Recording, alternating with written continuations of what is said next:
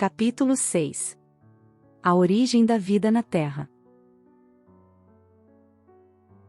Sejam bem-vindos ao estudo do livro A Construção da Mente, capítulo 6. Hoje estudaremos acompanhando o raciocínio do livro o tema A origem da vida na Terra. Vamos começar nossos estudos com algumas observações de Kardec sobre o tema. A Gênese, capítulo 10, a Gênese orgânica, itens 1 a 15. Formação primária dos seres vivos.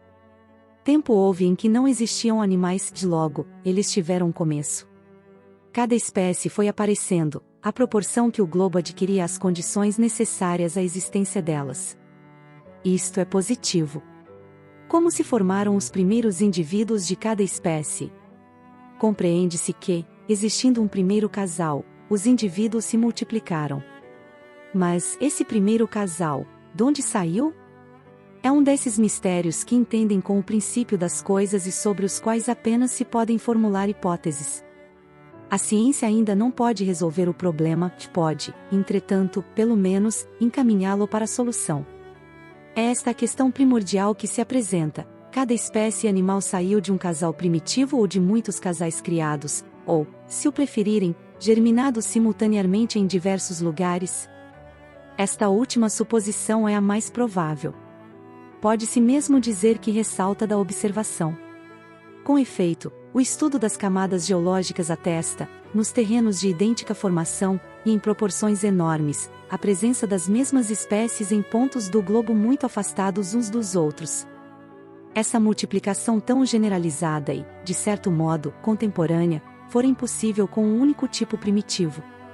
Do outro lado, a vida de um indivíduo, sobretudo de um indivíduo nascente, está sujeita a tantas vicissitudes, que toda uma criação poderia ficar comprometida, sem a pluralidade dos tipos, o que implicaria uma imprevidência inadmissível da parte do Criador Supremo. Aliás, se, num ponto, um tipo se pode formar, em muitos outros pontos ele se poderia formar igualmente, por efeito da mesma causa. Tudo, pois, concorre a provar que houve criação simultânea e múltipla dos primeiros casais de cada espécie animal e vegetal. A formação dos primeiros seres vivos se pode deduzir, por analogia, da mesma lei em virtude da qual se formaram e formam todos os dias os corpos inorgânicos. À medida que se aprofunda o estudo das leis da natureza, as engrenagens que, de início, pareciam tão complicadas se vão simplificando e confundindo na grande lei de unidade que preside a toda a obra da criação. Isso se compreenderá melhor, quando estiver compreendida a formação dos corpos inorgânicos, que é o degrau primário daquela outra. A química considera elementares umas tantas substâncias, como o oxigênio, o hidrogênio, o azoto, o carbono, o cloro, o iodo, o flúor, o enxofre, o fósforo e todos os metais. Combinando-se, elas formam os corpos compostos, os óxidos, os ácidos, os álcalis, os sais e as inúmeras variedades que resultam da combinação destes. A combinação de dois corpos para formar um terceiro exige especial concurso de circunstâncias, seja um determinado grau de calor, de sequidão, ou de umidade, seja um movimento ou repouso, seja uma corrente elétrica, etc. Se essas circunstâncias não se verificarem, a combinação não se operará. Quando há combinação, os corpos componentes perdem suas propriedades características, enquanto o composto que deles resulta adquire outras, diferentes das daqueles. É assim, por exemplo, que o oxigênio e o hidrogênio, que são gases invisíveis, quimicamente combinados formam a água, que é líquida, sólida ou vaporosa, conforme a temperatura. Na água, a bem dizer, já não há oxigênio nem hidrogênio, mas um corpo novo. Decomposta essa água, os dois gases, tornados livres, recobram suas propriedades, já não há água. A mesma quantidade desse líquido pode ser assim, alternativamente, decomposta e recomposta, ao infinito. A composição e decomposição dos corpos se dão em virtude do grau de afinidade que os princípios elementares guardam entre si. A formação da água, por exemplo, resulta da afinidade recíproca que existe entre o oxigênio e o hidrogênio, mas, se se puser em contato com a água um corpo que tenha com o oxigênio mais afinidade do que a que este tem com o hidrogênio, a água se decompõe, o oxigênio é absorvido e o hidrogênio se liberta. Já não haverá água. Os corpos compostos se formam sempre em proporções definidas, isto é, pela combinação de uma certa quantidade dos princípios constituintes. Assim, para formar a água, são necessárias uma parte de oxigênio e duas de hidrogênio. Se duas partes de oxigênio forem combinadas com duas de hidrogênio, em vez de água ter-se-á o dióxido de hidrogênio, líquido corrosivo, formado, no entanto, dos mesmos elementos que entram na composição da água, porém, noutra proporção. Tal, em poucas palavras, a lei que preside a formação de todos os corpos da natureza. A inumerável variedade deles resulta de um número pequeno de princípios elementares combinados em proporções diferentes. Por exemplo, o oxigênio, combinado em certas proporções com o carbono, o enxofre, o fósforo, formam os ácidos carbônico, sulfúrico, fosfórico, o oxigênio e o ferro formam o óxido de ferro ou ferrugem, o oxigênio e o chumbo, ambos inofensivos, dão origem aos óxidos de chumbo, tais como o litargírio, o alvaiade, o mínio, que são venenosos. O oxigênio, com os metais chamados cálcio, sódio, potássio, forma a cal, a soda, a potassa. A cal, unida ao ácido carbônico, formam os carbonatos de cal ou pedras calcárias, tais como o mármore, a cré, as estalactites das grutas, unida ao ácido sulfúrico, formam o sulfato de cálcio ou gesso e o alabastro, ao ácido fosfórico, o fosfato de cálcio, base sólida, dos ossos, o cloro e o hidrogênio formam o ácido clorídrico ou hidroclórico, o cloro e o sódio formam o cloreto de sódio ou sal marinho. Todas essas combinações e milhares de outras se obtêm artificialmente, em pequenas quantidades, nos laboratórios de química, elas se operam em larga escala no grande laboratório da natureza. Em sua origem, a Terra não continha essas matérias em combinação, mas, apenas, volatilizados, seus princípios constitutivos. Quando as terras calcárias e outras, tornadas pedrosas com o tempo, se lhe depositaram na superfície, aquelas matérias não existiam inteiramente formadas, porém, no ar se encontravam, em estado gasoso, todas as substâncias primitivas. Precipitadas por efeito do resfriamento, essas substâncias, sob o império de circunstâncias favoráveis, se combinaram, segundo o grau de suas afinidades moleculares. Foi então que se formaram as diversas variedades de carbonatos, de sulfatos etc., a princípio em dissolução nas águas, depositadas, depois, na superfície do solo. Suponhamos que, por uma causa qualquer, a Terra voltasse ao estado primitivo de incandescência, tudo se decomporia, os elementos se separariam, todas as substâncias fusíveis se fundiriam, todas as que são volatilizáveis se volatilizariam. Depois, outro resfriamento determinaria nova precipitação e de novo se formariam as antigas combinações. Estas considerações provam quanto a química era necessária para a inteligência da Gênese. Antes de se conhecerem as leis da afinidade molecular, não era possível compreender-se a formação da Terra. Esta ciência lançou grande luz sobre a questão, como fizeram a astronomia e a geologia, de outros pontos de vista. Na formação dos corpos sólidos, um dos mais notáveis fenômenos é o da cristalização, que consiste na forma regular que assumem certas substâncias, ao passarem do estado líquido, ou gasoso, ao estado sólido. Essa forma, que varia de acordo com a natureza da substância, é geralmente a de sólidos geométricos, tais como o prisma, o romboide, o cubo, a pirâmide. Toda gente conhece os cristais de açúcar cande, os cristais de rocha, ou sílica cristalizada, são prismas de 6 faces que terminam em pirâmide igualmente hexagonal. O diamante é carbono puro, ou carvão cristalizado. Os desenhos que no inverno se produzem sobre as vidraças são devidos à cristalização do vapor de água durante a congelação, sob a forma de agulhas prismáticas. A disposição regular dos cristais corresponde à forma particular das moléculas de cada corpo. Essas partículas, para nós infinitamente pequenas, mas que não deixam por isso de ocupar um certo espaço, solicitadas umas para as outras pela atração molecular, se arrumam e justapõem segundo o exigem suas formas, de maneira a tomar cada uma o seu lugar em torno do núcleo ou primeiro centro de atração e a constituir um conjunto simétrico. A cristalização só se opera em certas circunstâncias favoráveis, fora das quais ela não pode dar-se. São condições essenciais o grau da temperatura e o repouso absoluto. Compreende-se que um calor muito forte, mantendo afastadas as moléculas, não lhes permitiria condensarem-se e que a agitação, impossibilitando-lhes um arranjo simétrico, não lhes consentiria formar senão uma massa confusa e irregular, donde o não haver cristalização propriamente dita. A lei que preside a formação dos minerais conduz naturalmente à formação dos corpos orgânicos. A análise química mostra que todas as substâncias vegetais e animais são compostas dos mesmos elementos que os corpos inorgânicos. Desses elementos, são o oxigênio, o hidrogênio, o azoto e o carbono os que desempenham papel principal. Os outros entram acessoriamente.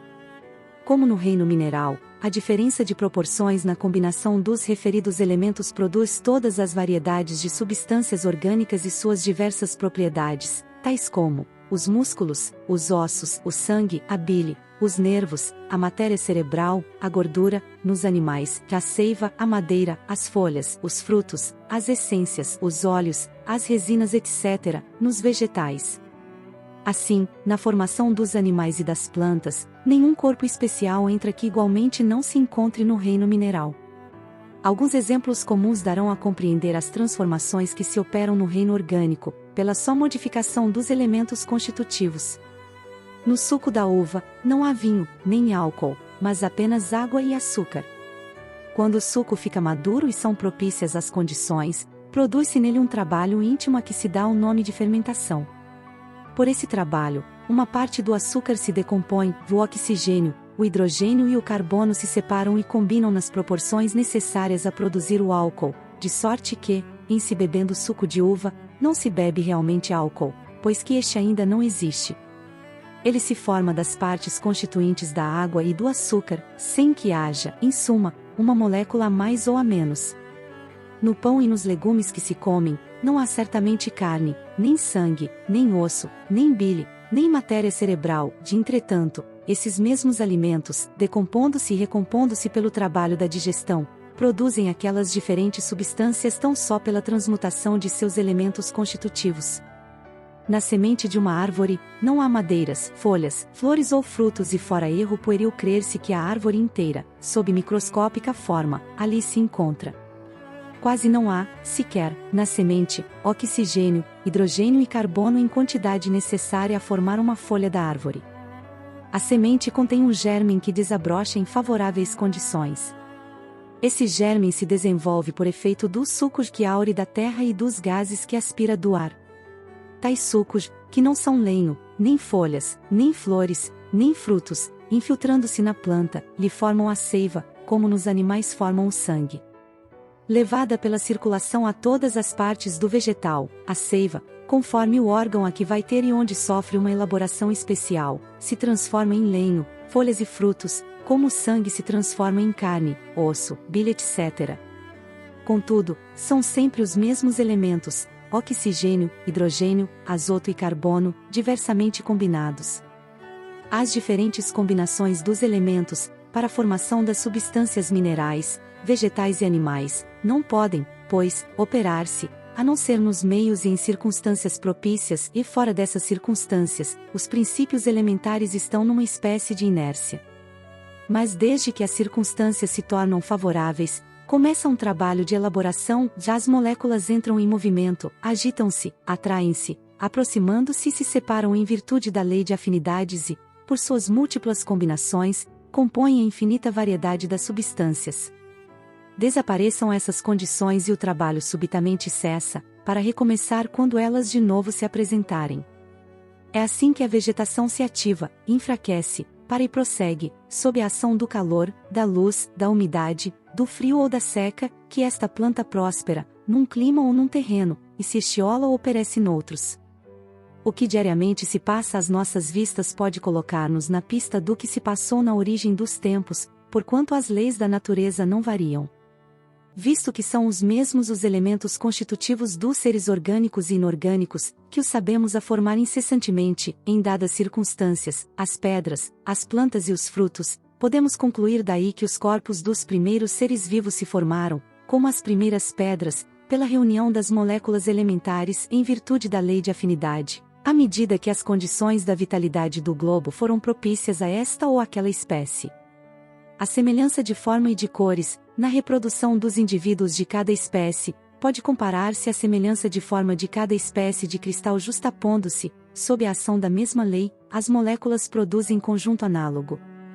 Voltando ao livro temos A imensa fornalha atômica estava habilitada a receber as sementes da vida e, sob o impulso dos gênios construtores que operavam no orbe nascituro, vemos o seio da Terra recoberto de mares mornos, invadido por gigantesca massa viscosa a espraiar-se no colo da paisagem primitiva.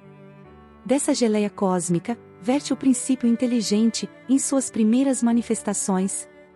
Trabalhadas, no transcurso de milênios, pelos operários espirituais que lhes magnetizam os valores, permutando-os entre si, sob a ação do calor interno e do frio exterior, as monadas celestes exprimem-se no mundo através da rede filamentosa do protoplasma de que se lhes derivaria a existência organizada no globo constituído. Séculos de atividade silenciosa perpassam, sucessivos.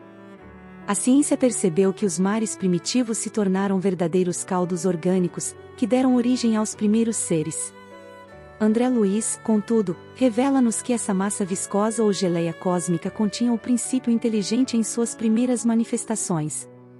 O elemento espiritual que a ciência não constatou já existia, pois, nos primeiros seres unicelulares e em todas as espécies que evoluíram através dos milênios.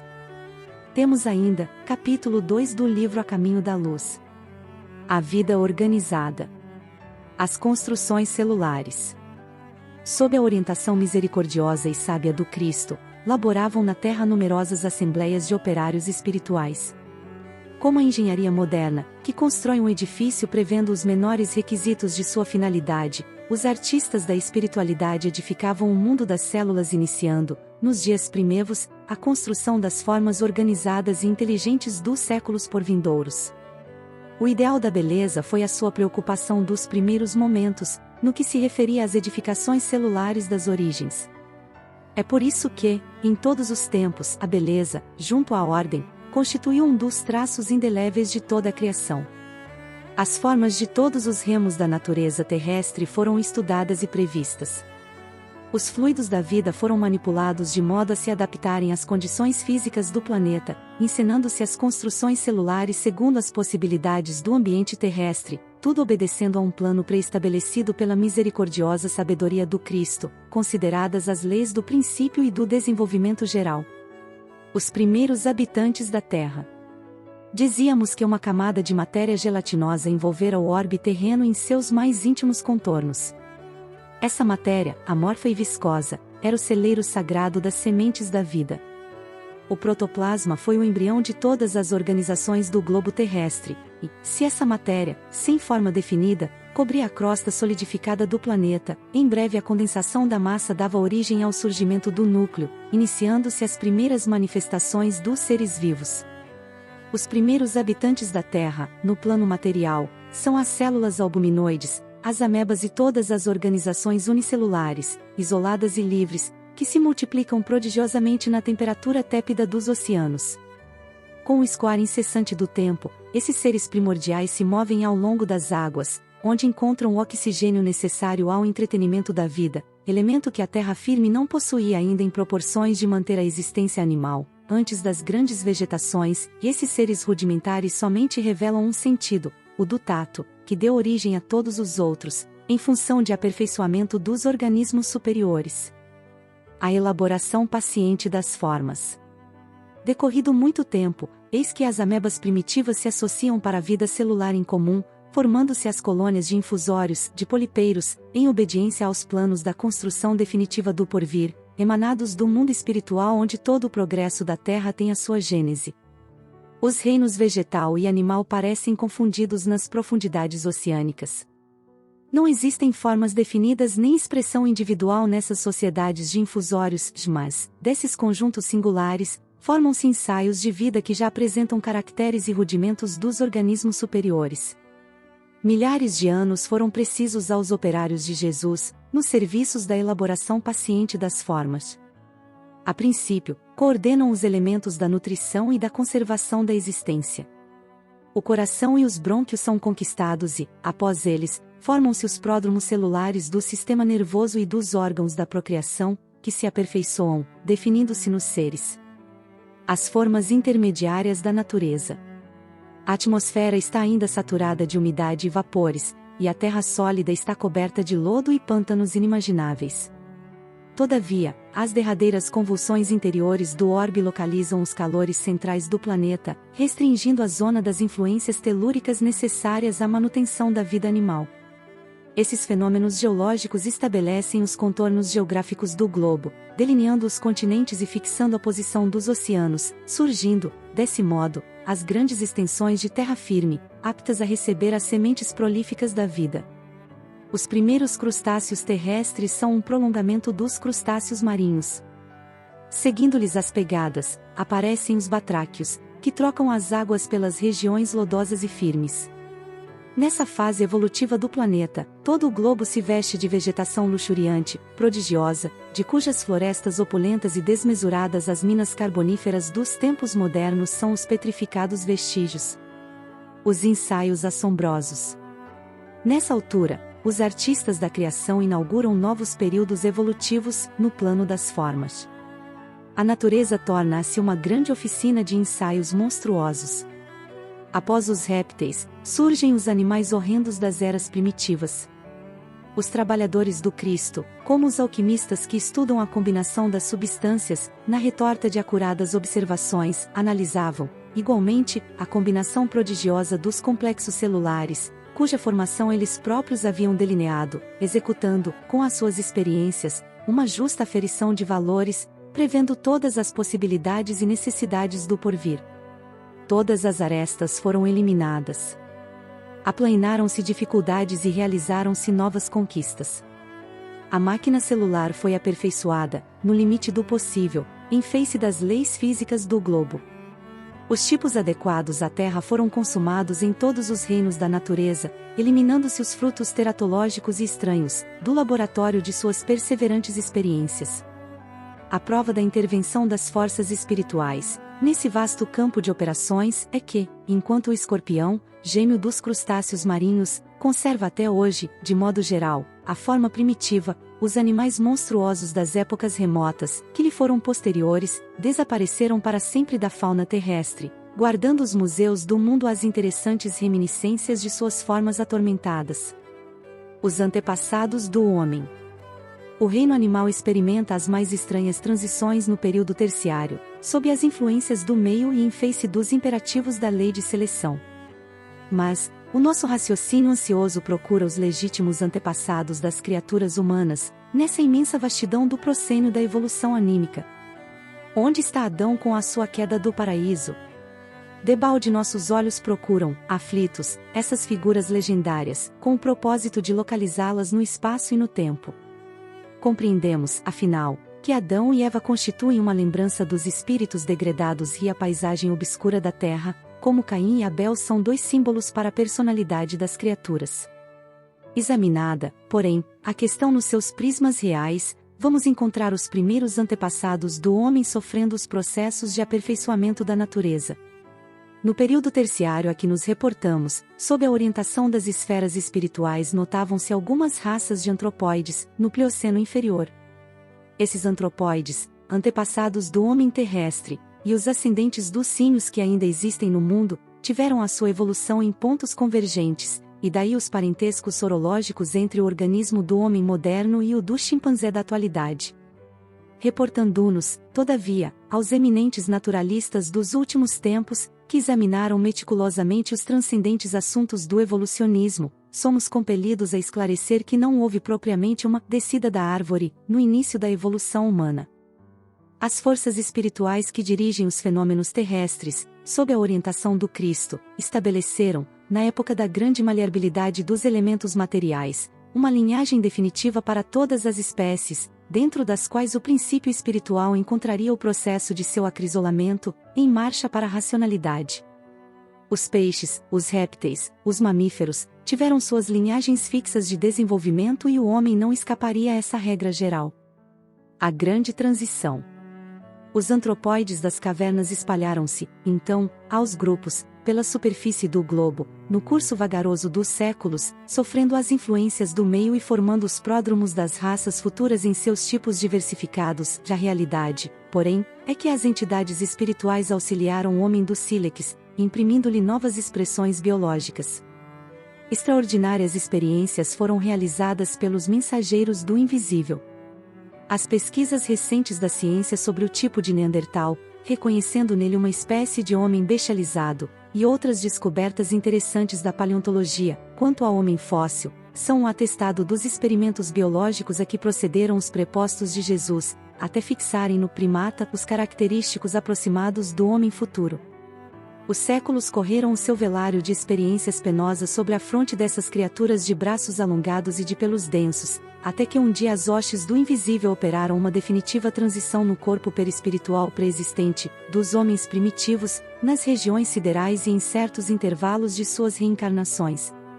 Surgem os primeiros selvagens de compleição melhorada, tendendo à elegância dos tempos do porvir.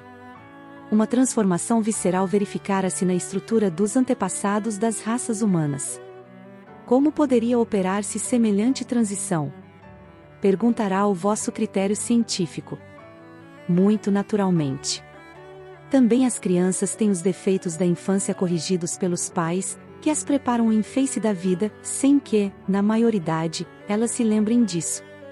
E para finalizar nossos estudos, capítulo 3 do livro A Caminho da Luz. As raças adâmicas. O sistema de Capela. Nos mapas zodiacais, que os astrônomos terrestres compulsam em seus estudos, observa-se desenhada uma grande estrela na constelação do Cocheiro, que recebeu, na Terra, o nome de Cabra ou Capela. Magnífico sol entre os astros que nos são mais vizinhos, ela, na sua trajetória pelo infinito, faz-se acompanhar, igualmente, da sua família de mundos, cantando as glórias divinas do ilimitado. A sua luz gasta cerca de 42 anos para chegar à face da Terra, considerando-se, desse modo, a regular distância existente entre a Capela e o nosso planeta, já que a luz percorre o espaço com a velocidade aproximada de 300 mil km por segundo.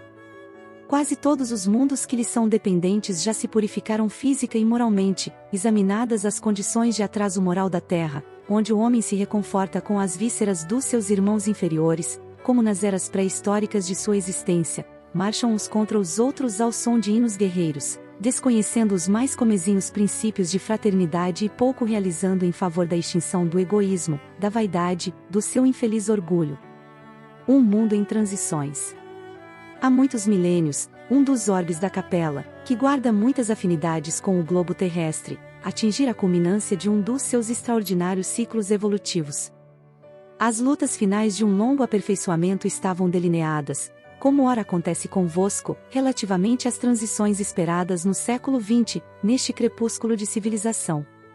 Alguns milhões de espíritos rebeldes lá existiam, no caminho da evolução geral, dificultando a consolidação das penosas conquistas daqueles povos cheios de piedade e virtudes, mas uma ação de saneamento geral os alijaria daquela humanidade, que fizera jus à concórdia perpétua, para a edificação dos seus elevados trabalhos as grandes comunidades espirituais, diretoras do cosmos, deliberam, então, localizar aquelas entidades, que se tornaram pertinazes no crime, aqui na terra longínqua, onde aprenderiam a realizar, na dor e nos trabalhos penosos do seu ambiente, as grandes conquistas do coração impulsionando, simultaneamente, o progresso dos seus irmãos inferiores.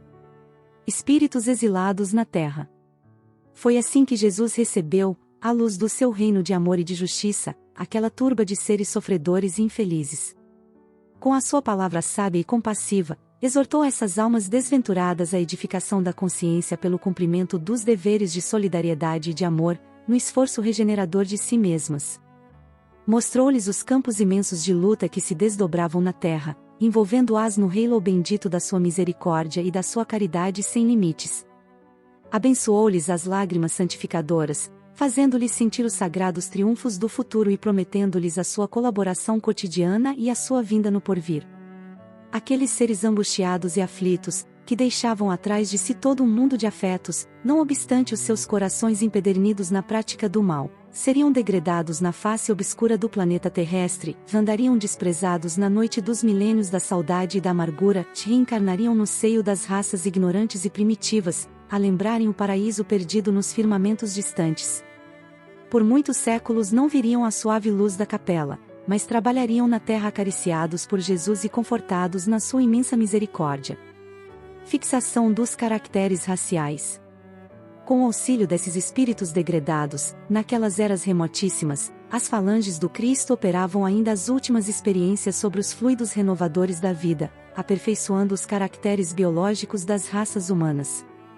A natureza ainda era, para os trabalhadores da espiritualidade, um campo vasto de experiências infinitas, tanto assim que, se as observações do mendelismo fossem transferidas àqueles milênios distantes, não se encontraria nenhuma equação definitiva nos seus estudos de biologia.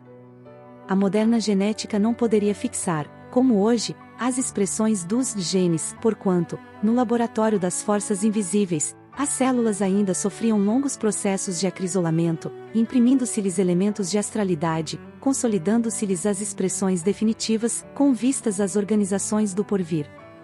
Se a gênese do planeta se processara com a cooperação dos milênios, a gênese das raças humanas requeria a contribuição do tempo, até que se abandonasse a penosa e longa tarefa da sua fixação. Origem das raças brancas. Aquelas almas aflitas e atormentadas reencarnaram, proporcionalmente, nas regiões mais importantes, onde se haviam localizado as tribos e famílias primitivas, descendentes dos primatas, a que nos referimos ainda há pouco. Com a sua reencarnação no mundo terreno, estabeleciam-se fatores definitivos na história etnológica dos seres. Um grande acontecimento se verificara no planeta é que, com essas entidades, nasceram no orbe os ascendentes das raças brancas. Em sua maioria, estabeleceram-se na Ásia, de onde atravessaram o Istmo de Suez para a África, na região do Egito, encaminhando-se igualmente para a longínqua Atlântida, de que várias regiões da América guardam assinalados vestígios. Não obstante as lições recebidas da palavra sábia e mansa do Cristo, os homens brancos olvidaram os seus sagrados compromissos. Grande percentagem daqueles espíritos rebeldes, com muitas exceções, só puderam voltar ao país da luz e da verdade depois de muitos séculos de sofrimentos expiatórios. Os outros, porém, infelizes e retrógrados, permanecem ainda na terra, nos dias que correm, contrariando a regra geral, em virtude do seu elevado passivo de débitos clamorosos. 4 grandes povos. As raças adâmicas guardavam vaga lembrança da sua situação pregressa, tecendo o hino sagrado das reminiscências. As tradições do paraíso perdido passaram de gerações a gerações, até que ficassem arquivadas nas páginas da Bíblia.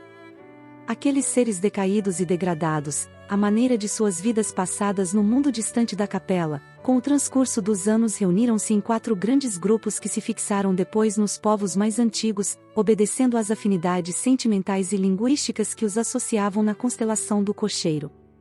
Unidos, novamente, na esteira do tempo, formaram desse modo o grupo dos Árias, a civilização do Egito, o povo de Israel e as castas da Índia. Dos Árias descende a maioria dos povos brancos da família indo-europeia nessa descendência, porém, é necessário incluir os latinos, os celtas e os gregos, além dos germanos e dos eslavos. As 4 grandes massas de degredados formaram os pródromos de toda a organização das civilizações futuras, introduzindo os mais largos benefícios no seio da raça amarela e da raça negra, que já existiam. É de grande interesse o estudo de sua movimentação no curso da história. Através dessa análise, é possível examinarem-se os defeitos e virtudes que trouxeram do seu paraíso longínquo, bem como os antagonismos e idiosincrasias peculiares a cada qual. As promessas do Cristo.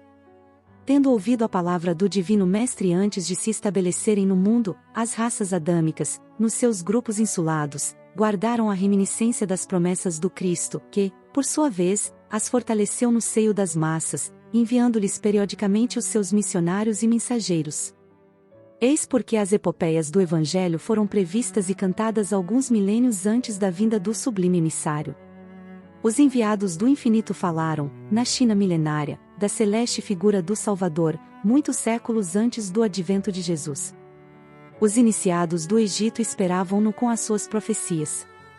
Na Pérsia, idealizaram a sua trajetória, antevendo-lhe os passos nos caminhos do porvir. Na Índia Védica, era conhecida quase toda a história evangélica, que o sol dos milênios futuros iluminaria na região escabrosa da Palestina, e o povo de Israel, durante muitos séculos, cantou-lhe as glórias divinas, na exaltação do amor e da resignação, da piedade e do martírio, através da palavra de seus profetas mais eminentes. Uma secreta intuição iluminava o espírito divinatório das massas populares. Todos os povos o esperavam em seu seio acolhedor e todos o queriam, localizando em seus caminhos a sua expressão sublime e divinizada. Todavia, apesar de surgir um dia no mundo, como alegria de todos os tristes e providência de todos os infortunados, à sombra do trono de Jessé, o Filho de Deus em todas as circunstâncias seria o verbo de luz e de amor do princípio, cuja genealogia se confunde na poeira dos sóis que rolam no infinito. Nota de Emanuel. Entre as considerações acima e as do capítulo precedente, devemos ponderar o interstício de muitos séculos. Aliás, no que refere à historicidade das raças adâmicas, será justo meditarmos atentamente no problema da fixação dos caracteres raciais. Apresentando o meu pensamento humilde, procurei demonstrar as largas experiências que os operários do invisível levaram a efeito, sobre os complexos celulares, chegando a dizer da impossibilidade de qualquer cogitação mendelista nessa época da evolução planetária. Aos prepostos de Jesus foi necessária grande soma de tempo, no sentido de fixar o tipo humano. Assim, pois, referindo-nos ao degredo dos emigrantes da capela, devemos esclarecer que, nessa ocasião, já o primata homini se encontrava regimentado em tribos numerosas. Depois de grandes experiências, foi que as migrações do Pamir se espalharam pelo orbe, obedecendo a sagrados roteiros, delineados nas alturas. Quanto ao fato de se verificar a reencarnação de espíritos tão avançados em conhecimentos em corpos de raças primigênias, não deve causar repugnância ao entendimento. Lembremo-nos de que um metal puro, como o ouro, por exemplo, não se modifica pela circunstância de se apresentar em vaso imundo ou disforme. Toda oportunidade de realização do bem é sagrada. Quanto ao mais, que fazer com o trabalhador desatento que estraçalha no mal todos os instrumentos perfeitos que lhe são confiados? Seu direito, aos aparelhos mais preciosos, sofrerá solução de continuidade. A educação generosa e justa ordenará a localização de seus esforços em maquinaria imperfeita, até que saiba valorizar as preciosidades em mão. A todo tempo, a máquina deve estar de acordo com as disposições do operário, para que o dever cumprido seja caminho aberto a direitos novos. Entre as raças negra e amarela, bem como entre os grandes agrupamentos primitivos da Lemúria, da Atlântida e de outras regiões que ficaram imprecisas no acervo de conhecimentos dos povos, os exilados da capela trabalharam proficuamente, adquirindo a provisão de amor para suas consciências ressequidas. Como vemos, não houve retrocesso, mas providência justa de administração, segundo os méritos de cada qual, no terreno do trabalho e do sofrimento para a redenção.